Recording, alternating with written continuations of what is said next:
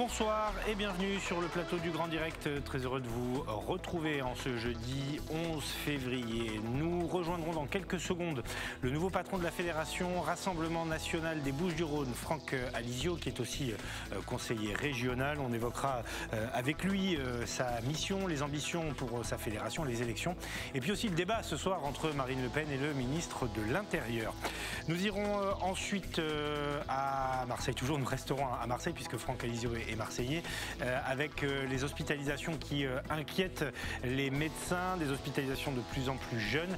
Sachez que nous rentrerons également dans le service de réanimation du CHU de Nice, des images plutôt rares. Et puis à la fin de ce Grand Direct, un collectif d'artistes à Nice qui se mobilise. Ils sont plus de 300 désormais à faire partie de ce collectif pour travailler ensemble, réfléchir à l'issue de la crise, faire des propositions. Nous serons avec Franck Viano, qui est l'un des fondateurs de ce collectif. Voilà pour le sommaire. Sachez que nous parlerons de la gauche aussi avec le premier secrétaire du Parti Socialiste dans les Alpes-Maritimes, Xavier Garcia. Et puis, Guilhem Ricavi, le patron des rédactions de la Provence, est également annoncé dans cette émission. Mais d'abord, direction les Bouches-du-Rhône et Marseille. Franck Alizio, bonsoir. Merci d'être avec nous. Alors, je ne sais pas si vous êtes à Marseille ou à Paris, aux côtés de Marine Le Pen, qui débat ce soir avec Gérald Darmanin. En effet, exceptionnellement, je suis à Paris pour ce soir parce que j'accompagne Marine au débat avec Gérald Darmanin, tout à fait. Alors on va en reparler tout à l'heure. L'actualité, c'est votre nomination en tant que délégué départemental du Rassemblement National dans les Bouches-du-Rhône. Vous succédez à Laurent Jacobelli, qu'on a aussi régulièrement sur cette antenne. Qu'est-ce que cela signifie? C'est un nouveau souffle, de nouvelles orientations aussi que vous souhaitez apporter à la fédération? C'est-à-dire que Laurent a été appelé à d'autres fonctions, comme vous il doit donc s'y consacrer à 100%. Il fallait un nouveau délégué départemental. Les enjeux ne manquent pas. On a deux campagnes locales qui s'annoncent, la campagne départementale, la campagne régionale. Nous sommes prêts pour les deux. Et puis, une partie qui aujourd'hui, plus que jamais, j'ai envie de dire, incarne l'alternance pour 2022, non seulement pour la région, pour le département, mais également pour la France en 2022, et un parti qui fait une candidate en tous les cas qui fait 40% au second tour, ça oblige à avoir du souffle, de l'énergie, des idées, à s'ouvrir, à rassembler, à attirer encore et encore de nouvelles personnalités, de nouveaux électeurs, de nouveaux militants. C'est tout ce défi qui est devant nous, et ce défi est collectif évidemment. Alors, la question des régionales qui se rapproche avec les départementales, est-ce que vous avez une idée du moment où la candidature de votre tête de liste sera officialisée? On parle beaucoup de Thierry Mariani. Est-ce que vous avez une idée du calendrier? C'est une décision de la Commission nationale d'investiture de notre famille politique, comme vous le savez. La moitié des têtes de liste au niveau national ont déjà été désignées. Il reste une autre moitié. Il se trouve que Provence-Alpes-Côte d'Azur est de seconde moitié.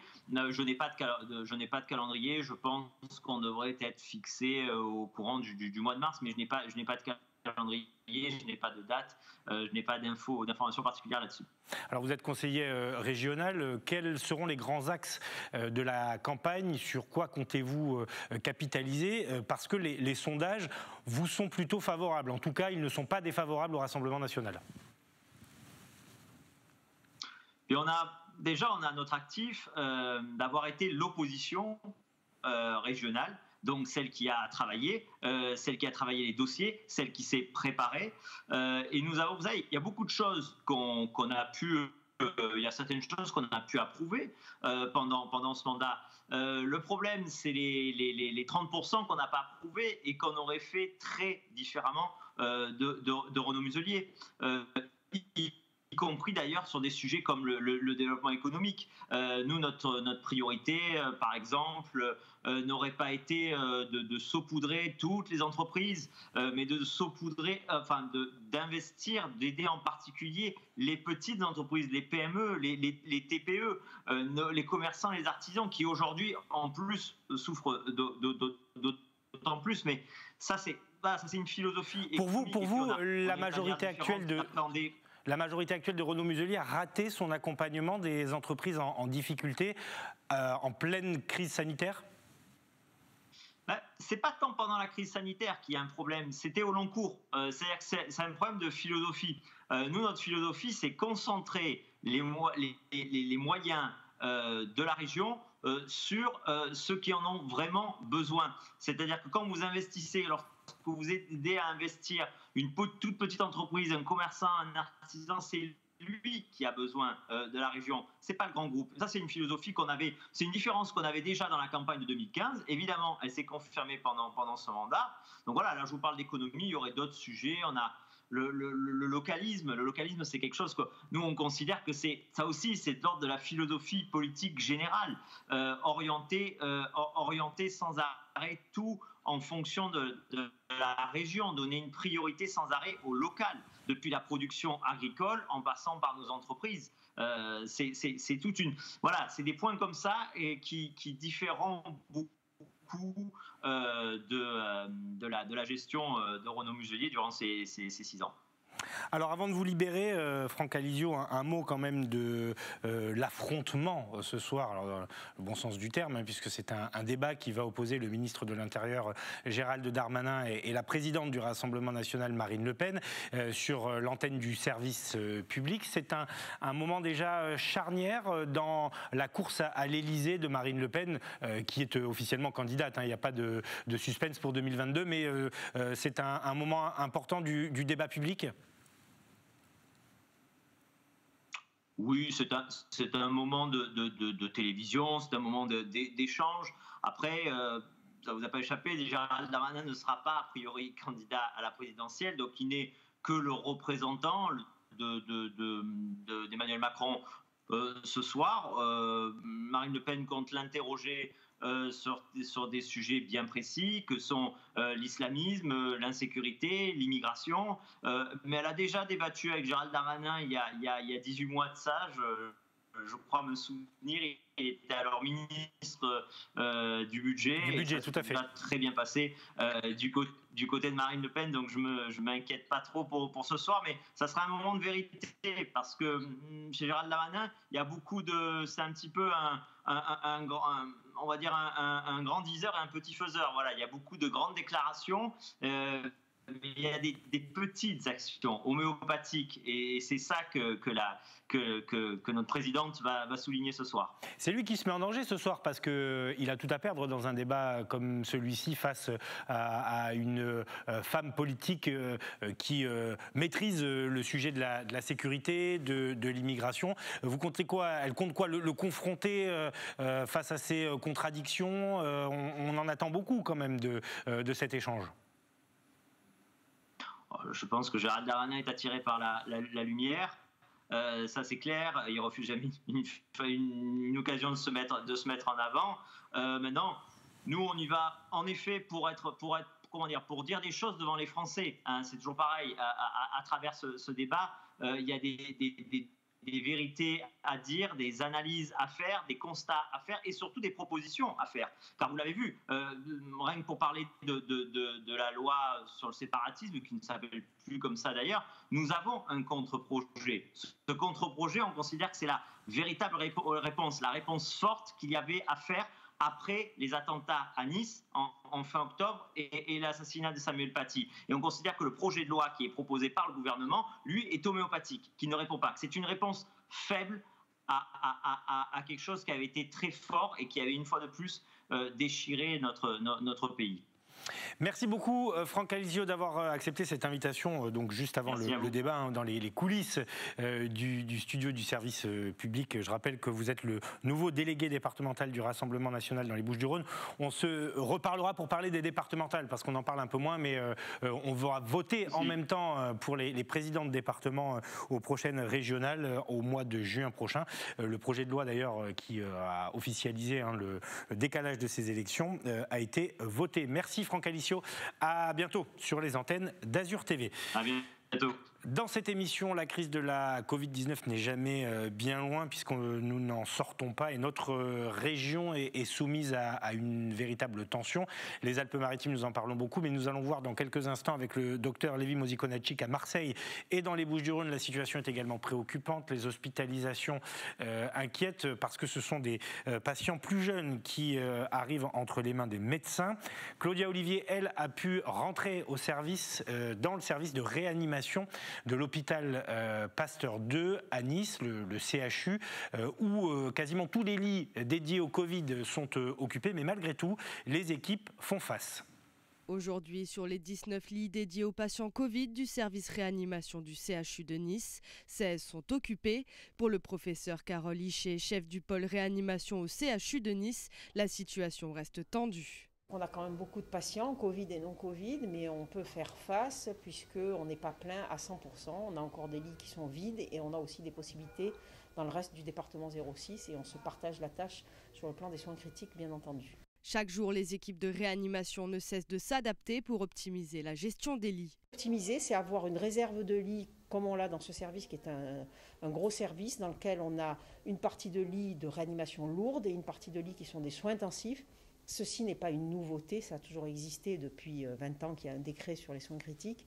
Et ça nous permet de pouvoir sortir des malades moins graves pour qu'ils aillent sur le soin intensif ou au contraire de prendre des malades de soins intensifs pour les mettre sur des lits de réanimation. C'est une seule équipe, une seule structure, même si les lits sont un peu séparés, bien entendu. Depuis 2 mois, le taux d'incidence dans le département des Alpes-Maritimes est presque 2 fois supérieur à la moyenne nationale.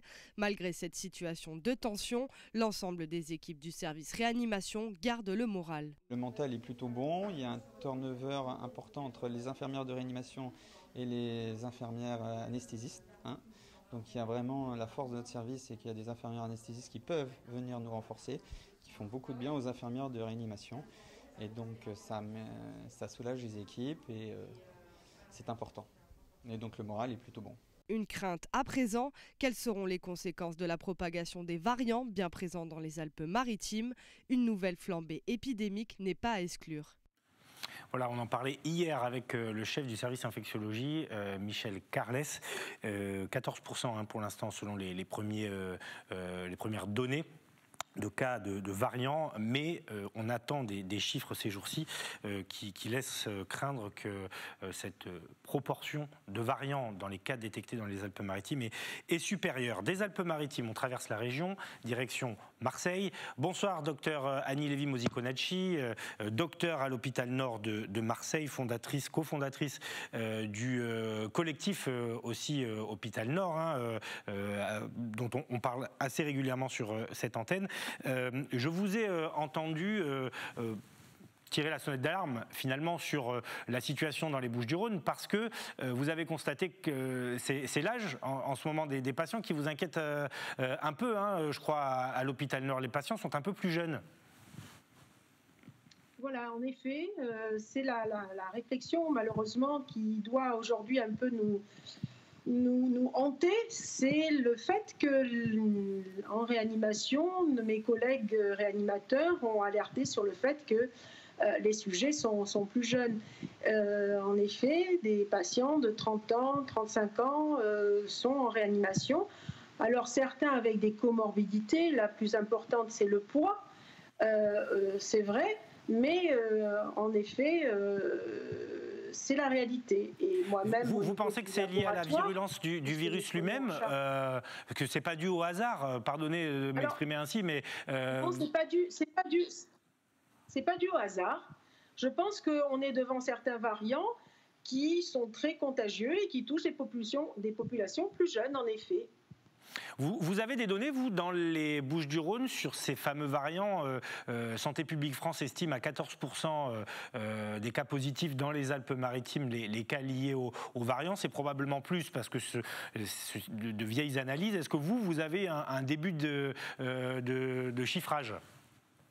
Non, personnellement, je n'ai pas un début de chiffrage. Je pense que ces chiffres vont arriver dans les jours qui viennent, les semaines qui viennent, puisqu'il y a des stratégies nouvelles au niveau des laboratoires pour prendre en charge les analyses qui sortent positives, puisque le gouvernement a demandé à ce que tous les tests positifs soient screenés sur les mutations associées à ces nouveaux variants. Donc je pense qu'on aura des chiffres, en tout cas diffusés dans quelques semaines, mais je pense qu'en effet, on va se retrouver avec des pourcentages plus importants que ce qu'on a actuellement, c'est évident. Alors vous vous battez aussi pour qu'on améliore l'isolement des patients. Selon vous, c'est un raté dans le département des Bouches-du-Rhône. On n'isole pas suffisamment les cas positifs. En effet, je crois que la question qui s'est posée très rapidement pour notre collectif Nord Covid, qui intervient dans les quartiers nord de Marseille, on s'est rendu compte à quel point l'isolement était important. Cette réflexion, il faut la mener jusqu'au bout, notamment avec ces nouveaux variants qui sont très contagieux, qui touchent la population plus jeune. Et aujourd'hui, là aussi, j'ai compris, j'ai l'impression que nous avons été entendus par le gouvernement, puisque la dernière note du gouvernement, notamment au sujet de la prise en charge de ces variants, amène à une réflexion plus aboutie au niveau de l'isolement, de l'accompagnement des populations qui ne peuvent pas rester isolées chez eux. Et ça, heureusement, parce que les variants, nouveaux variants, sont très contagieux et touchent des populations beaucoup plus jeunes.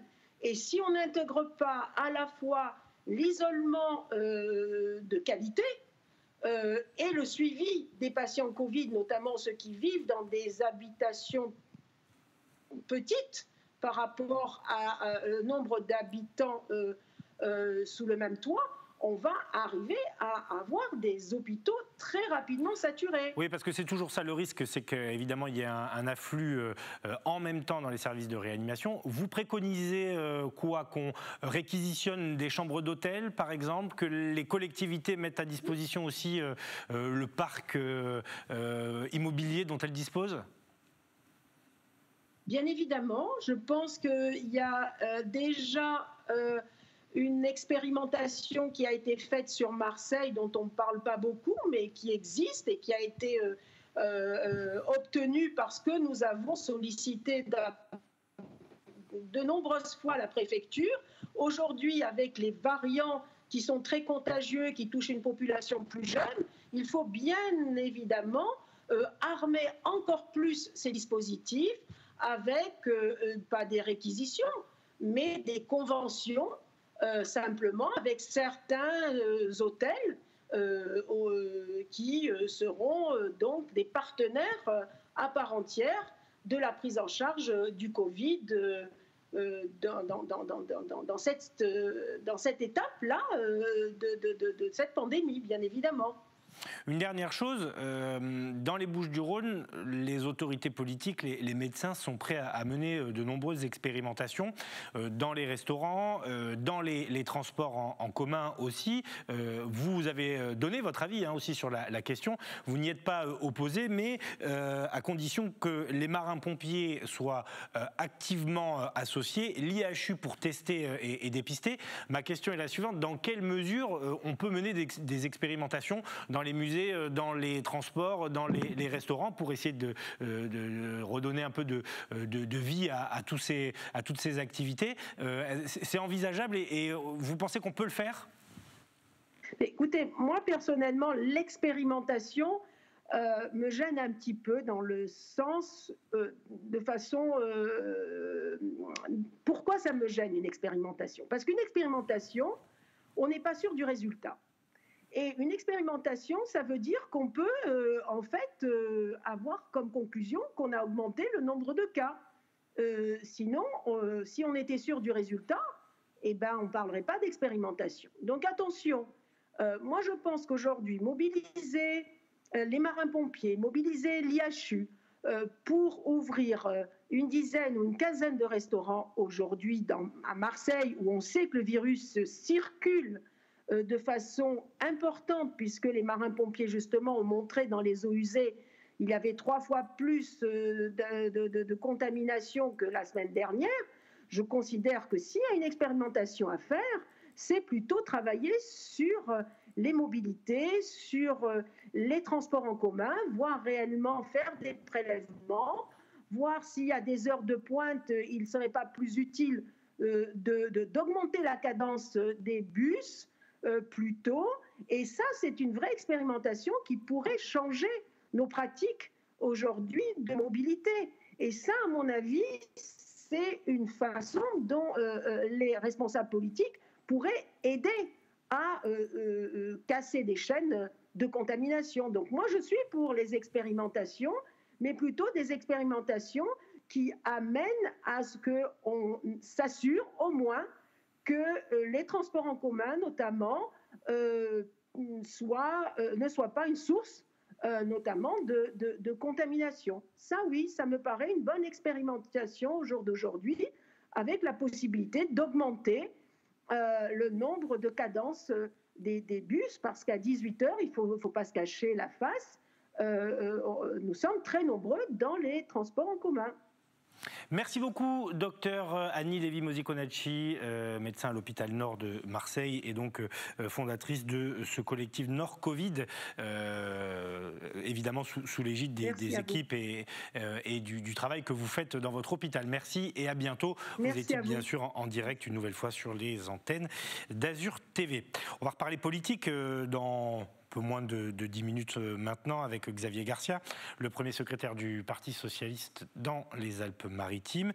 Mais d'abord, on va clore cette page consacrée à la Covid-19, même si on va reparler avec Xavier Garcia, mais ce reportage dans un EHPAD de Marseille, vous avez peut-être fait les calculs, on arrive dans la période où les patients qui ont été vaccinés il y a quelques jours, 2 semaines maintenant, vont devoir subir leur deuxième injection.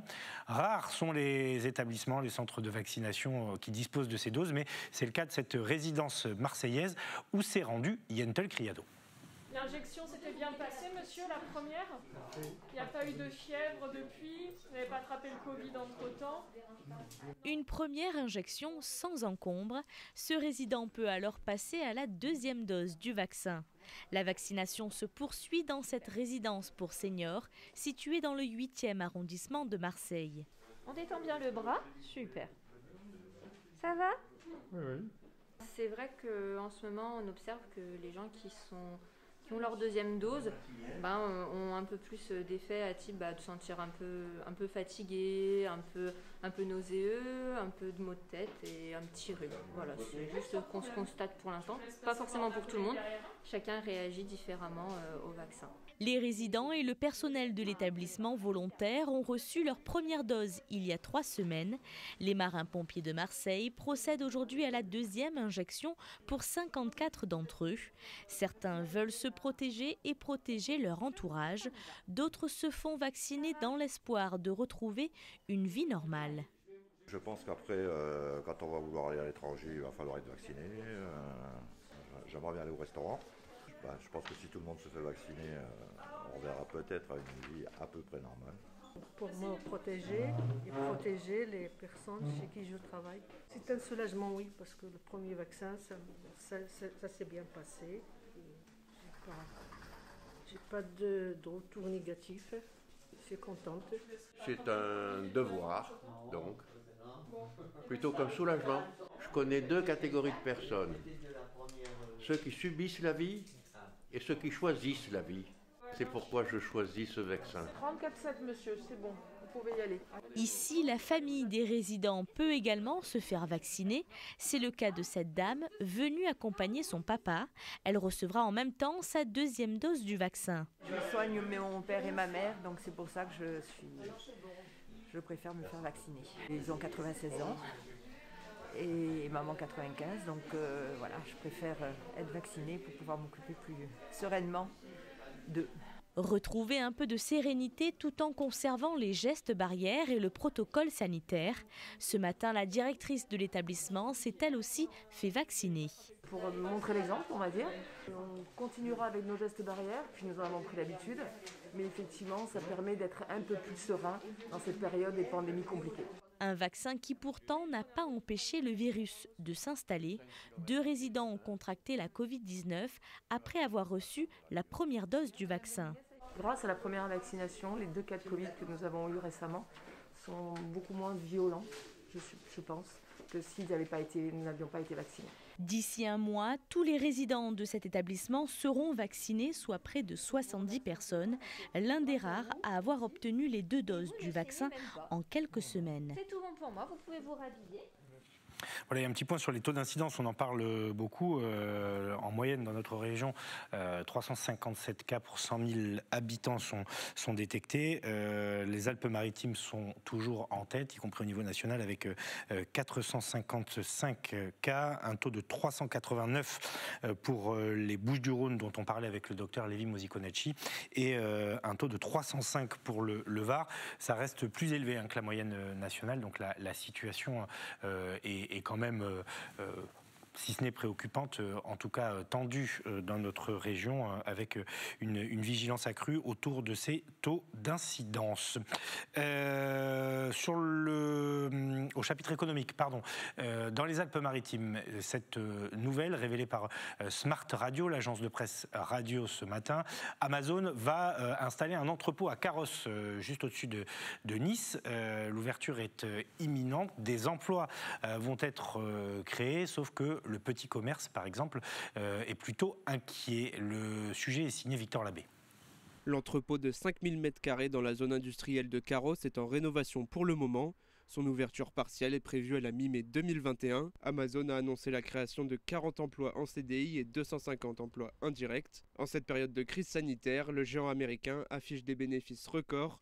Pas forcément une bonne nouvelle pour les petits commerces. Les petits commerçants aujourd'hui, leur principale préoccupation, c'est d'être visibles sur la toile numérique. Et donc, on les accompagne au niveau de la Chambre de commerce et d'industrie dans le plan relance numérique, pour justement qu'ils puissent bénéficier de cet accompagnement, pour qu'ils puissent être visibles et proposer un peu les mêmes positions que peut proposer Amazon. Pour faire face à l'organisation bien huilée de livraison des colis qui partiront de Carros, le commerce indépendant va devoir améliorer la logistique du dernier kilomètre dans les Alpes-Maritimes. Le deuxième impact absolument nécessaire aujourd'hui, c'est surtout la mobilité et le dernier kilomètre. C'est-à-dire qu'il faut qu'on arrive à améliorer le dernier kilomètre en termes de livraison pour obtenir un service quasiment équivalent à ce que peut faire un grand industriel comme Amazon. On peut le retrouver, je dirais, au niveau des petits commerces qui pourront aussi avoir la même prestation, le même niveau de prestation et la même rapidité, et qui permettra certainement d'avoir, je dirais, dans le système concurrentiel, un genre d'égalité ou d'équilibre souhaitable pour le futur. Le même type de débat avait accompagné l'annonce de l'arrivée du géant suédois de l'ameublement IKEA à Nice.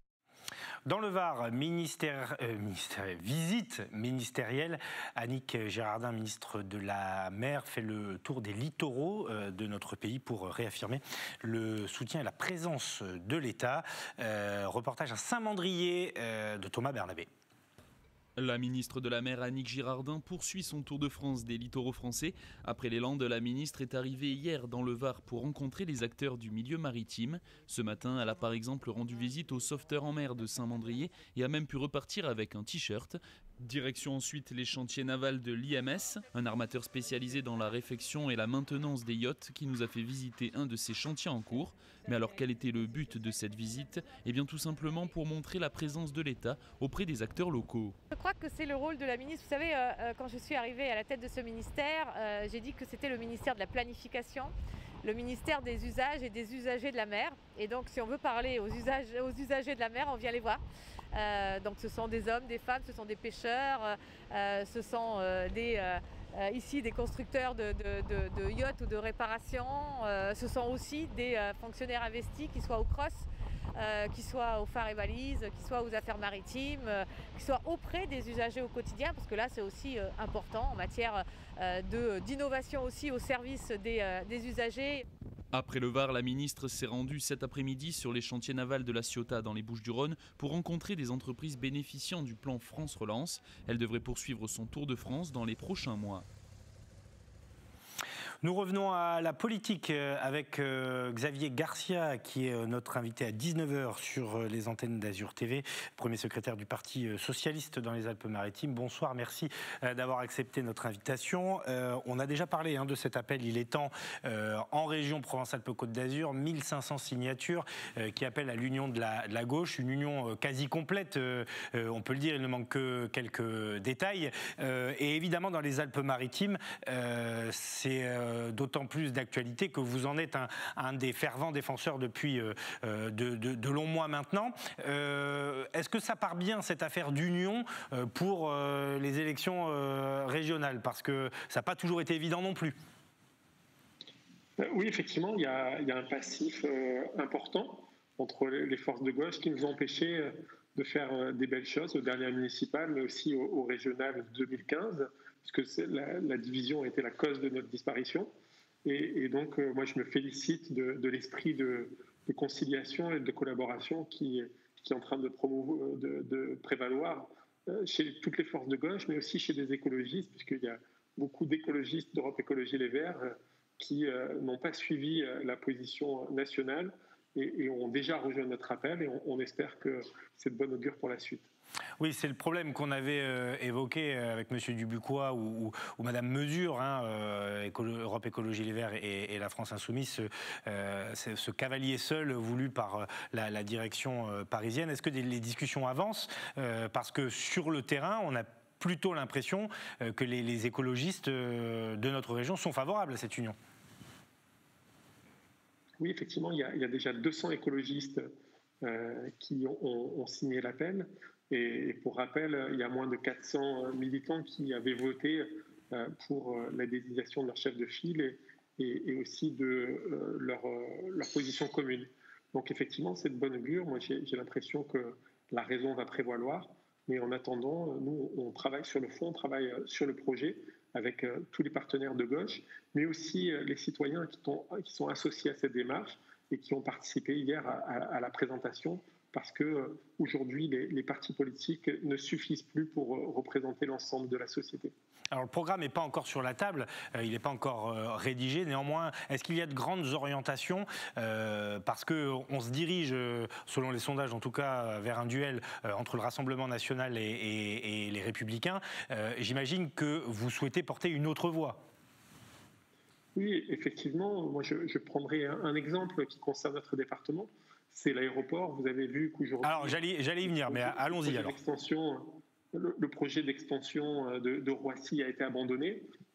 Et nous appelons à la raison sur le projet d'extension de l'aéroport Nice-Côte d'Azur, qui pour nous est une folie. Et c'est aussi une impasse à la fois économique et écologique, parce que cet aéroport est en centre-ville et que le surtourisme, la mono-industrie touristique est en train de tuer tous les autres pans de l'économie et obère un développement économique qui est beaucoup plus équilibré. Donc pour nous, c'est évidemment une des priorités, c'est cette diversification économique pour aller vers la transition énergétique et vers une économie plus moderne par rapport à la mono-industrie touristique qui a montré ses limites dans cette crise du Covid.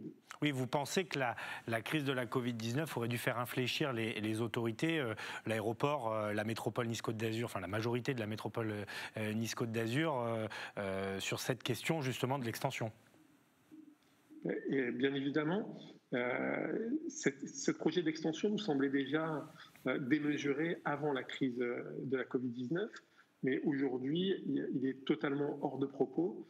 Et il faut que tout le monde revienne à la raison et repense un développement économique qui est plus équilibré et qui tienne compte des réalités du territoire. Par exemple, nous avons un territoire extrêmement fertile, et bien il faut repenser à l'autonomie alimentaire, à quel point c'était important. Et puis, je pense aussi qu'on doit remaîtriser notre stratégie foncière pour pouvoir installer de nouvelles industries, des industries du futur. Mais pour ça, eh bien, il faut maîtriser notre foncier. On voit par exemple avec le déménagement de Malongo, qui traîne depuis 15 ans, qu'on n'a pas de terrain à proposer aux entreprises. Et ça doit être une priorité de la prochaine majorité régionale que nous voulons être. Pourtant, vous l'avez vu, Amazon s'installe à Carrosse. Est-ce que ça vous préoccupe ? Parce que le commerce de proximité, lui, est préoccupé. Est-ce que pour vous, c'est plutôt positif parce que des emplois sont créés, une quarantaine d'emplois directs et 250 emplois indirects, ou c'est plutôt une menace ? C'est pas le type d'emploi. Amazon existe de toute façon. Donc qu'il soit sur notre territoire, c'est pas plus dérangeant qu'il soit sur un autre territoire, mais c'est pas le type de développement économique que l'on souhaite. Il y a déjà suffisamment de précarité sur le territoire des Alpes-Maritimes. Nous, on souhaite des emplois pérennes. On souhaite surtout que notre jeunesse ne doit plus s'exiler pour retrouver un emploi qui soit conforme à leur qualification, puisque c'est le cas aujourd'hui. Le fait de se concentrer sur un secteur d'activité seulement fait que une partie de notre jeunesse très talentueuse est forcée de s'exiler, soit à l'étranger, soit à Paris, soit dans d'autres régions. Et donc voilà les emplois qu'on voudrait promouvoir. C'est pas forcément contre Amazon, même s'il y a un type de développement qui ne nous convient pas et un type aussi de relations sociales qui ne nous convient pas.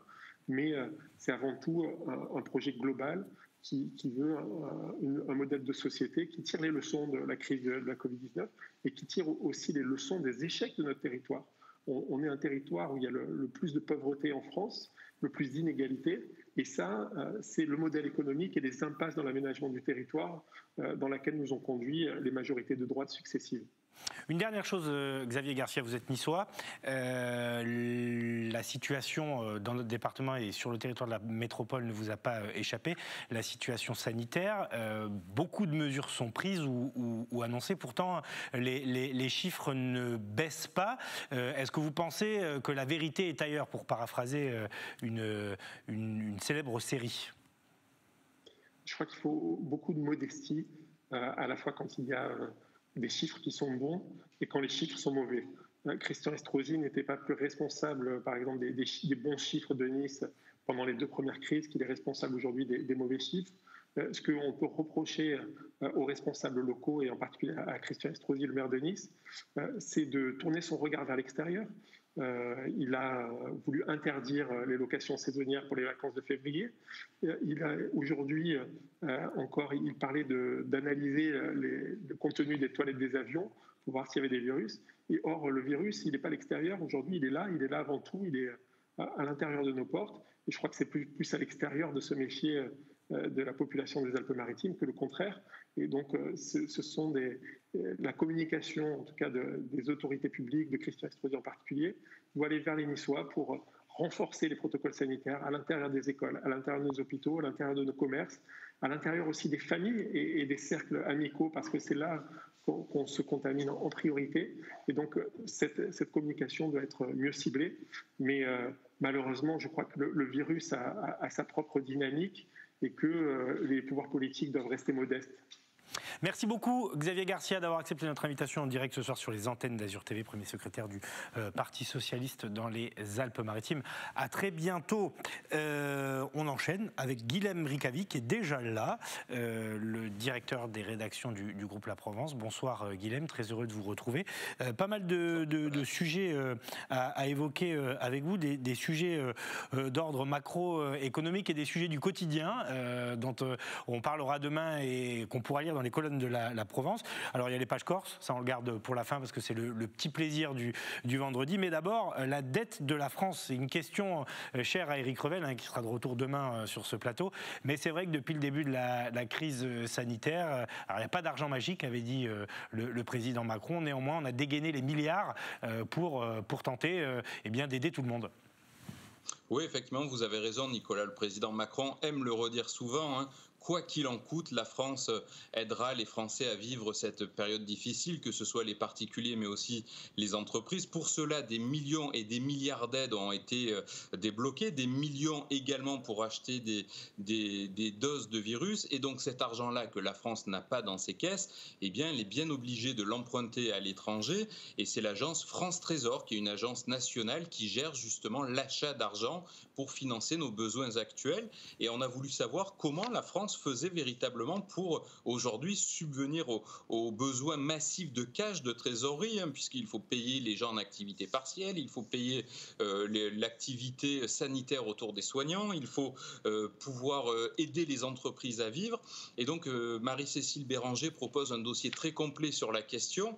Et figurez-vous qu'on découvre des choses très surprenantes, notamment que la France, et comme c'est un pays réputé plutôt sûr et dont on sait qu'il remboursera ses dettes, eh bien emprunte aujourd'hui à taux négatif. C'est-à-dire que les gens payent pour prêter de l'argent à la France. Les grandes puissances mondiales payent, c'est-à-dire que vous, quand vous empruntez pour acheter une voiture, c'est vous qui payez des agios liés à ce crédit. Là, c'est typiquement l'inverse. Les gens payent pour confier l'argent à la France, puisque la France est considérée comme un pays coffre-fort. Comprenez un pays où lorsqu'on met de l'argent, on est sûr de le retrouver dans plusieurs mois ou plusieurs années. Finalement, le modèle français est pas si mauvais que ça. Vous me donnerez les coordonnées des prêteurs à taux négatif, ça m'intéresse, parce que je rembourse toujours mes dettes aussi, mais bon, effectivement, moi, il y a des taux d'intérêt positif. C'est intéressant et donc on essaie d'expliquer dans les colonnes de la Provence de demain ce mécanisme qui est très complexe, puisque l'agence France Trésor passe par 13 banques qui nous aident à acheter de l'argent. Donc il y a tout un dispositif très complexe, mais qui est déterminant dans la guerre que l'on mène. Là aussi, c'est les mots d'Emmanuel Macron face à ce virus. Il faut de l'argent pour soutenir l'économie, pour pouvoir payer des gens. Et donc on essaye de détailler de façon pédagogique, dans la mesure de ce qu'on peut faire, ce dispositif énorme de la dette française, qui est de quasiment 3 000 milliards aujourd'hui, mais qui va aller croissante. Et on explique comment cela est tenable pour un pays comme le nôtre. Voilà, et c'est très important, parce que quand on s'intéresse à cette question-là, c'est compliqué de trouver des dossiers clairs à portée de compréhension, nous y compris, et ça a dû demander un vrai travail de simplification et de clarification à vos journalistes, et ça permettra d'y voir plus clair. Et quand on comprend, effectivement, c'est limpide, et ça permet d'expliquer pas mal de choses, et surtout le mécanisme. Et je disais qu'il y avait des choses aussi un peu plus terre à terre, et ça on l'a tous constaté dans notre région, la pénurie des toilettes publiques. Alors Christian Estrosi, lui, veut analyser les eaux usées des toilettes des avions pour savoir si le virus arrive sur le territoire, mais les toilettes publiques, c'est une denrée rare dans les Bouches-du-Rhône. Oui, alors je vais me risquer un jeu de mots, Nicolas. C'est un peu mission impossible à Marseille depuis des années, puisqu'il y a une véritable pénurie de toilettes publiques. Il y avait une quinzaine de sanisettes il y a 2 ans encore à Marseille. Alors c'était contrebalancé parce que les établissements type bars et restaurants ouvraient leurs portes pour les gens qui avaient le besoin d'aller aux toilettes. Mais figurez-vous qu'avec ce confinement et la fermeture des bars et restaurants, on revient à la situation hantée, c'est-à-dire quasiment pas de toilettes publiques dans Marseille, pas du tout même dans certains quartiers où pourtant vivent plusieurs dizaines de milliers d'habitants. Et donc c'est un véritable problème aujourd'hui de société pour tous les gens qui travaillent, qui font leurs courses. Un véritable problème de toilettes, ça peut faire sourire, mais à l'échelle d'une ville d'un peu plus de 850 000 habitants, ça devient un problème de santé publique et de vie en société à Marseille, puisque certains quartiers, certaines rues sont véritablement devenues des toilettes à ciel ouvert et sont souillées par les passants. C'est le titre, Mission impossible, du dossier demain, de l'article ? Alors non, c'est pas le titre, mais c'est dommage. Peut-être. On a encore à temps. Ouais, vous pouvez le faire changer, parce que très bon jeu de mots, voilà, j'assume, je suis client.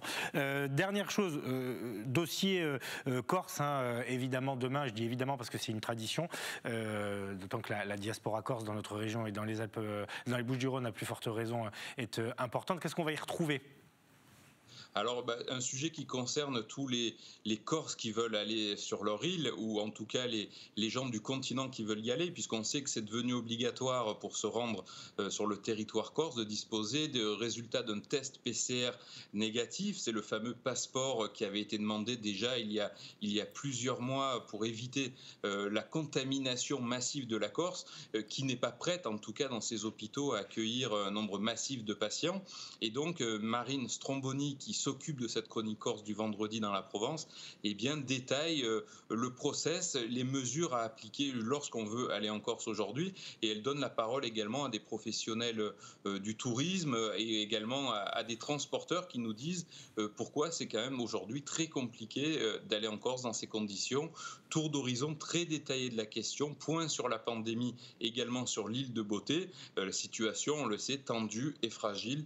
Il faut être prudent et on découvre le détail, j'allais dire, des mesures à appliquer lorsqu'on veut se rendre dans cette jolie région qu'est la Corse. Ouais, tout à fait. Fabrice Justo en régie ne manquera pas demain de lire je pensais à lui. le supplément consacré à son île. Je suis sûr qu'il ira au kiosque très tôt pour se procurer un exemplaire de la Provence. Merci mon cher Guilhem, on se retrouve demain puisque demain nous serons vendredi, ce sera le dernier grand direct de la semaine.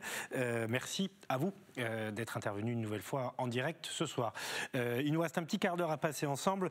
On va rejoindre Franck Viano dans un instant, qui est le créateur du collectif des artistes de Nice. Découvrir ce collectif avec 300 soutiens qui travaillent, étudient les pistes pour un rebond de la culture toujours liée à la crise de la Covid-19. On va s'intéresser au mois de février sans supermarché et tout de suite à l'anniversaire de Sœur André. On en a parlé en début de semaine, 117 ans. Elle a vaincu la grippe espagnole, elle vient de vaincre le Covid puisqu'elle a été diagnostiquée positive et elle fêtait aujourd'hui son anniversaire. Elle a eu 117 ans aujourd'hui. Habituellement, vous voyez sur ces images d'archives, des images qui datent, évidemment pas de gestes barrières. Le maire de Toulon lui rend toujours visite le jour de son anniversaire et cette année, en raison de la crise sanitaire, c'est par vidéo qu'il a rappelé son attachement à Sœur André, la doyenne de l'Europe. Thomas Bernabé et Marion Colangelo. Elle fête aujourd'hui ses 117 ans. Et il y a quelques jours, nous apprenions qu'elle avait vaincu la Covid-19. Sœur André, alias Lucille Randon, est la doyenne des Européens et elle habite à Toulon. C'est pourquoi la tradition veut que chaque année, Hubert Falco, le maire de la ville, lui rende visite. Cette année, mesures sanitaires oblige, il lui a transmis ses vœux en vidéo. Et a surtout émis le souhait de pouvoir prochainement la revoir. Sœur André, vous êtes là aujourd'hui, et même si je ne peux pas toucher vos mains, je suis à vos côtés pour vous embrasser bien fort, pour vous souhaiter un très bon anniversaire, pour vous dire combien les Toulonnaises et les Toulonnais sont attachés à vous, à ce que vous êtes, à la femme d'exception que vous êtes. Sachez que on apprécie votre humour, on apprécie votre foi, on apprécie votre histoire. Tout simplement, Sœur André, on vous apprécie beaucoup. Alors du fond du cœur, ma sœur, très bon anniversaire. Et puis, je vous dis à l'année prochaine, en espérant que, ou même avant, qu'on puisse s'entendre, s'écouter, se parler, se comprendre avec la douceur qui est la vôtre. Que Dieu vous garde, Sœur André. La doyenne de l'Europe, qui il y a quelques semaines a été testée positive au coronavirus, mais asymptomatique. Elle a été mise à l'isolement, mais n'a pas été informée tout de suite de son état par l'établissement, qui a préféré la laisser se reposer.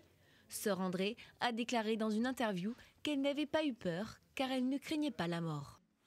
Voilà, 117 ans aujourd'hui, très bon anniversaire Sœur André, parce que dans votre EHPAD, je sais qu'on regarde l'antenne de Var Azur et donc ce grand direct. Donc si vous nous regardez, nous vous souhaitons un joyeux anniversaire. Franck Viano est avec nous. Bonsoir Franck, merci d'avoir accepté notre invitation. Alors on vous fait intervenir un peu tard dans l'émission parce que vous aviez une réunion à 18h en visio justement avec les membres du collectif des artistes de Nice, qui a été créé il n'y a pas si longtemps que que ça, petite quinzaine de jours, et qui regroupe déjà plus de 300 membres. Alors il y a des artistes, mais pas seulement. Dans les Alpes-Maritimes et particulièrement à Nice, quelle est la visée de ce collectif? Travailler ensemble, faire émerger des solutions pour faire rebondir, comme je le disais tout à l'heure, la culture à Nice? Oui, bonsoir Nicolas, merci de nous recevoir. Oui, effectivement, on était en Zoom là, avec une quinzaine d'autres artistes du collectif des artistes de Nice.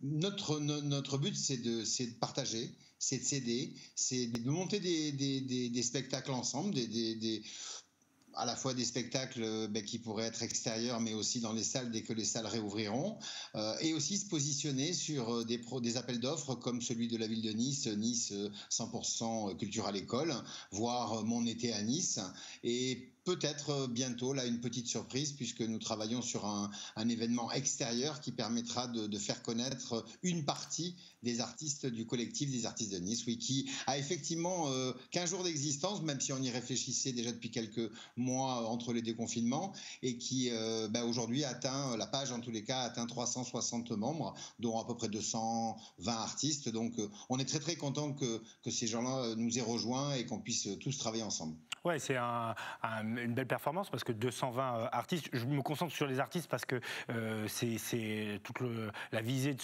ce groupe et c'est eux qui souffrent, en tout cas pour le dossier que nous examinons ce soir. Mais vous les sentez comment, les artistes? Est-ce qu'ils ont quand même un peu d'optimisme en eux, cette envie de recréer, de se reproduire devant du public? Ce qui est superbe, c'est que personne n'a perdu la foi, quoi. Malgré ces terribles épreuves, les salles qui ferment, les cours qu'on ne peut plus donner, les présences dans les écoles, dans les EHPAD, enfin bref.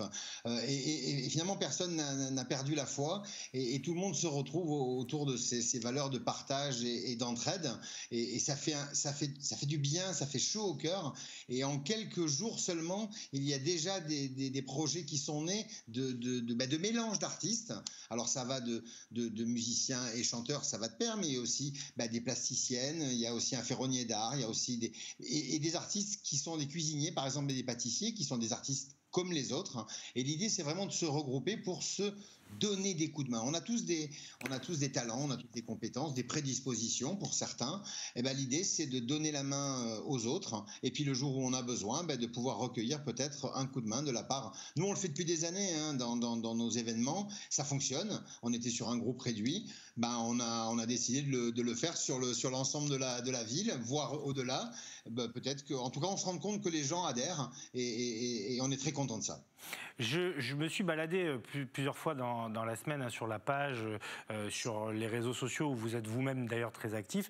Je crois que vous souhaitez même créer un événement commun et collectif qui associerait peut-être, alors je ne sais pas si on ira jusqu'aux 220 artistes membres du collectif, mais en tout cas il y a la volonté de faire émerger j'allais dire un produit, c'est pas le bon terme, un événement, un spectacle commun. Alors on est en train de travailler, au départ on voulait le faire en Zoom, chaque artiste faisant le Zoom de chez lui. Malheureusement on n'est pas tous égaux devant la connexion numérique. Ouais, on le sait. Bon, c'est vrai que le retour sur Zoom au niveau sonore n'est pas génial, donc on a un petit peu changé notre projet, ça sera toujours un spectacle en direct. Qui va concerner à peu près une dizaine, quinzaine d'artistes. Et c'est un spectacle que nous sommes en train de monter, que nous allons faire en collaboration avec un théâtre. Et je remercie beaucoup Benoît, qui est le directeur du Théâtre des Oiseaux, qui nous a permis de pouvoir faire ce spectacle chez lui. Et c'est vrai qu'on est assez content d'avoir mis ce spectacle. Alors, pour vous donner un peu quelques pistes quand même, il y aura un narrateur, une narratrice, 10-12 tableaux, un objet qui va évoluer à chaque tableau, et puis surtout des gens plein de cœur, musiciens, chanteurs, humoristes, plasticiennes, qui auront à cœur de montrer ce qu'ils font, et ça va faire du bien de pouvoir enfin le montrer. Et on aime aussi ce projet de parade en fait artistique, puisque on a bien envie d'aller en fait à l'Arenas. Moi j'ai beaucoup de collègues qui sont là-bas, on a beaucoup de banquiers, on a beaucoup d'assureurs, et l'idée c'est peut-être aller un après-midi sur la place de l'Arenas et de leur offrir une demi-heure de culture. Voilà, les gens se mettront aux fenêtres. Ça ne sera pas pour applaudir les soignants à 20h, mais pour applaudir des artistes qui joueront en bas de chez eux. Voilà. Donc on travaille sur ces projets avec beaucoup de cœur et ça fait du bien d'ailleurs. Et on espère pouvoir très rapidement vous annoncer des dates et puis vous dire que ces projets sont devenus des réalités et que ça va se passer à Nice, quoi. Voilà, et vous nous en parlerez évidemment sur les antennes d'Azur TV. L'Arena, c'est à l'ouest de Nice. Hein, je le dis pour les téléspectateurs varois et bucco-rhodaniens de cette émission, juste derrière l'aéroport, hein, pour faire simple. Une dernière chose, vous avez parlé du plan culture à l'école à Nice, d'un été à Nice. Plus globalement, c'est un retour qu'on a beaucoup des artistes de notre région. Plus que jamais, ils comptent sur les collectivités locales pour maintenir les carnets de commandes, maintenir les événements autant que faire se peut, évidemment sans prendre de risques, mais le salut et la survie passent beaucoup par là. Oui, parce que vous le savez, hein, les salles sont fermées, les productions sont un petit peu à l'arrêt. On n'a pas très peu de possibilités de jouer en extérieur. Donc c'est vrai que les collectivités locales sont vraiment un support essentiel à la culture. Et c'est vrai que des opérations comme Nice 100% culture à l'école et Mon été à Nice, sont des opérations qui vont pouvoir permettre à des artistes, des compagnies, des troupes, mais de survivre, quoi. Même pas de vivre, de survivre, parce qu'il y a malheureusement beaucoup de compagnies et de troupes qui se retrouvent avec des difficultés financières importantes, et grâce à cela, ça permet, et puis surtout de faire continuer la création. Voilà, on a eu 2 personnes qui ne pouvaient pas venir ce soir à la Zoom parce qu'elles étaient en répétition, et on était très très très contents pour elles qu'elles soient en répétition, parce que ça prouve que la culture continue, que rien n'est fini, et on espère que les projets qui seront portés par le collectif, donc pour Mon été à Nice et aussi pour Nice 100% à l'école, seront peut-être choisis. Et puis parce que je crois que si on doit vraiment commencer à instruire et éduquer nos enfants sur toutes ces activités et ces domaines artistiques, il faut commencer par le plus jeune âge. Et vraiment bravo à toute l'équipe là de la ville de Nice. Vous savez, j'y travaille, donc je peux dire que des bonnes choses, moi. Mais bravo vraiment, parce qu'il y a eu un travail fabuleux qui a été fait. Ça va profiter, alors certes, peut-être au début à une partie des écoles, mais à terme à l'ensemble des écoles. Et qu'est-ce que c'est chouette de savoir que la musique, le chant, la peinture, la sculpture, les arts visuels vont rentrer vraiment à nouveau complètement à l'école. C'est bien, parce qu'il faut que ces petits aient aussi l'idée de devenir peut-être un jour artiste, hein. Si on ne naît pas dans une famille d'artistes, c'est compliqué. Sportifs, hein. C'est difficile moi étant né dans une famille sportive, j'ai fait plutôt du sport. Si on leur donne l'envie, on n'a pas forcément, on ne naît pas peintre, on ne naît pas soprano, on ne naît pas. Par contre, on peut donner l'envie. Nous, on a été des dizaines de gamins à être piqués au jeu du rugby par un fou furieux qui a emmené le rugby à Nice dans les années 80. Nos parents, quand on leur a dit qu'on faisait faire du rugby, ils faisaient des yeux comme ça parce que c'était juste un sport, Et ce monsieur nous a donné l'envie, et du coup, on a joué tous à peu près entre 10 et 18 ans à ce sport qui n'était pas un sport du tout local. Ici, c'était le football et le pilou. Nous, on a choisi le ballon ovale, quoi. Et il faut. Et là, on peut faire pareil avec la culture, évidemment, grâce à ce dispositif. Merci beaucoup, Franck Viano, créateur du collectif des artistes de Nice, à retrouver sur tous les réseaux sociaux, notamment Facebook, où la page est très active. Et puis, vous nous tiendrez au courant des dates et de l'avancée des projets, parce que nous aussi, on a envie de voir revivre la culture. Et également que les théâtres, les musées, les cinémas rouvrent. À bientôt, Franck. Merci d'avoir accepté notre invitation en direct ce soir sur les antennes d'Azur TV. Il est 19h27. On a juste le temps de s'intéresser au mois sans supermarché. Est-ce que vous allez tenter l'aventure, ne pas vous rendre dans les supermarchés en ce mois de février? C'est le défi qui vous est proposé. Et évidemment, vous l'aurez compris, pour consommer local. Cindy Chevaux. Troquer son chariot de grande surface contre un simple sac en papier.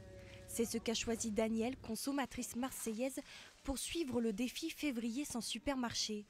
Pour elle, favoriser l'agriculture locale n'est pas exceptionnel. Parce que c'est pratique, parce que c'est du frais, parce que c'est pas un supermarché, parce que parce qu'on a le contact direct, parce que vraiment je privilégie le petit commerce depuis longtemps de toute façon. Je me sers vraiment très très peu en supermarché. Je porte plus.